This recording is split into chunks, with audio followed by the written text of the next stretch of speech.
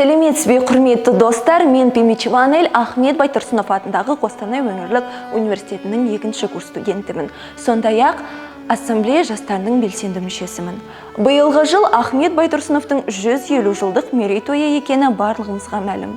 Және де бұны тойлаудың бастамасы ретінде ассамблея жастары да қалыспай Ахмет Байтұрсыновтың әдеби мұрасын халыққа танытудан үлкен бастаманы қолдап отыр. Бұл челленджді мен де жалғастырып сіздерге ұсынғым келеді. 1911 жылы Орынбор қаласында шыққан маса жинағынан бірнеше шумақ өлеңді оқуға рұқсат етіңіздер. Ызылдап шырылдаған біздің маса, сап-сары аяқтары ұзын маса. Безіне берген түсі өзгертілмес дегенмен қара яки қызыл маса.